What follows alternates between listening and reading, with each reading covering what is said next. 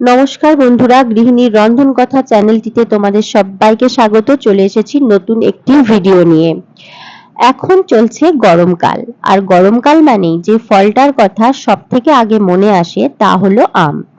আজকে বন্ধুরা তাই এই আমের মরশুমে আম দিয়ে তৈরি একটি সুস্বাদু ক্ষীরের রেসিপি নিয়ে হাজির হলাম।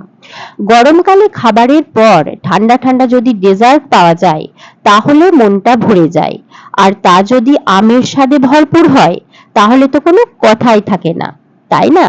তাহলে চলো এই আম ক্ষীর বা ম্যাঙ্গো ডেজার্ট কেমন ভাবে বাড়িতেই খুব সহজে বানানো যায় সেই ভিডিও তোমাদের সঙ্গে আমি শেয়ার করে নেব। আম ক্ষীর বানাতে লাগে 2 লিটার দুধ, 1.5 কাপ মতো চিনি, গুঁড়ো দুধ, 2টি পাকা আম, আর কাজু, আলমন্ড আর পেস্তা বাদাম। তো প্রথমেই দেখো একটি কড়াই আমি ওভেনে বসিয়ে দিয়েছি, গ্যাসটা অন করে দিয়েছি। এবার তাতে মা দিয়ে দিচ্ছে 2 লিটার দুধ। দুধটা ফুটতে দিতে হবে। তো দেখো দুধ ফুটতে শুরু করে দিয়েছে। তো দুধটা ভালোভাবে ফুটে গেলে ওই দুধেই দিয়ে দিতে হবে আমুল দুধ। দেখো মা 4 চামচ মতো আমুল দুধ দুধে দিয়ে দিচ্ছে। গুঁড়ো দুধ দিলে দুধ তাড়াতাড়ি ঘন হয়ে যাবে এবং ক্ষীরের স্বাদটাও খুব ভালো হবে।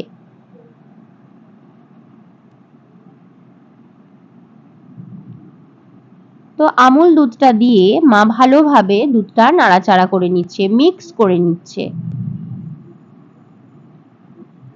এভাবে দুধটা ঘেটে নিতে হবে। তো দুধটা ভালোভাবে ফুটছে। তো এদিকে দুধ ফুটতে থাকুক, অন্যদিকে আমি দেখো নিয়ে নিয়েছি 2টি পাকা আম। এবার আমের খোসা ভালোভাবে ছাড়িয়ে নিতে হবে। আমগুলো খুব মিষ্টি আর খুব পাকা। তো এবার এর থেকে আমি আমের শাঁস বের করে নেব। তো তোমরা এটা মিক্সিতেও করতে পারো, আমগুলি ছোট ছোট টুকরো করে কেটে নিয়ে মিক্সিতেও এটা করতে পারো। তো আমগুলো যেহেতু খুব নরম আর খুব পাকা, তা আমি হাতের সাহায্যে খুব সহজেই আমের শাঁসটা বার করে নিয়েছি।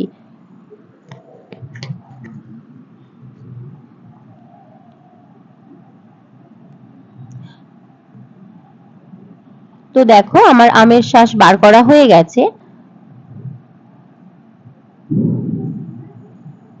তো অন্যদিকে দেখো ফুটন্ত দুধে মা দিয়ে দিচ্ছে 1.5 কাপ মতো চিনি।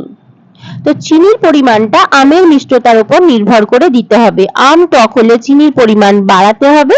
আম যেহেতু আমাদের মিষ্টি তাই আমরা দিয়েছি 1.5 কাপ চিনি।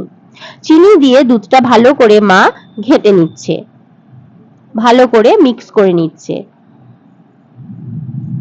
তো এদিকে দেখিয়ে দিই, নিয়েছি কাজু বাদাম, আলমন্ড আর পেস্তা। এই বাদামগুলিকে ছোট ছোট টুকরো করে কেটে নিতে হবে। তো দেখো আমি ছোট ছোট টুকরো করে কেটে নিয়েছি। তো এদিকে মা দিয়ে দিচ্ছে ফুটন্ত দুধে 4টি ছোট এলাচ। তো দেখতেই পাচ্ছ দুধ পরিমাণে অনেকটাই কমে এসেছে, অর্ধেক হয়ে এসেছে, ঘন হয়ে এসেছে।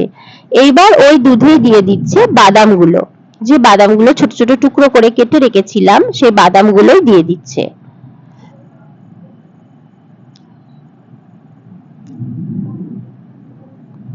তো দুধটা এভাবে ভালোভাবে নাড়াচাড়া করে যেতেই হবে যাতে দুধ ধরে না যায়।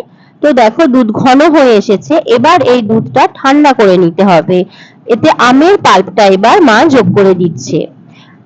গরম দুধে আমের পাল্প যোগ করলে চলবে না, হালকা হালকা গরম থাকলে সেই অবস্থায় আমের পাল্পটা যোগ করতে হবে। আমের পাল্প যোগ করে ভালোভাবে নাড়াচাড়া করে মিশিয়ে নিতে হবে যাতে দুধের স্বাদের সঙ্গে আমের স্বাদ ভালোভাবে মিশে যায়। দুধের স্বাদের সঙ্গে আমের স্বাদটা ভালোভাবে মিশে গেলে আমের স্বাদটাও ভালোভাবে পাওয়া যাবে। আমের পাল্প মেশানোর পর দেখো দুধটা অনেকটাই থমথমে হয়ে গেছে। এবার গ্যাসটা মা বন্ধও করে দিয়েছে, কারণ আমের পাল্প যোগ করে দুধ বেশিক্ষণ ফোটালে আমের স্বাদ নষ্ট হয়ে যাবে। তো দেখো আম ক্ষীর রেডি। তো এবার একটি পাত্রে আম ক্ষীর ঢেলে নিতে হবে। তো দেখো মা একটা কাঁচের বাটিতে আম ক্ষীর ঢেলে নিচ্ছে। এবার সাজানোর জন্য ছড়িয়ে দেওয়া হচ্ছে আলমন্ডের টুকরো, কাজু বাদামের টুকরো আর পেস্তার টুকরো। এবার এটাকে ফ্রিজের মধ্যে রেখে তারপরে ঠান্ডা ঠান্ডা করে বাড়ির সবাইকে পরিবেশন করলেই চলবে। তো তাহলে কেমন লাগলো আজকের এই ম্যাঙ্গো ডিজার্ট রেসিপি? অবশ্যই জানিও।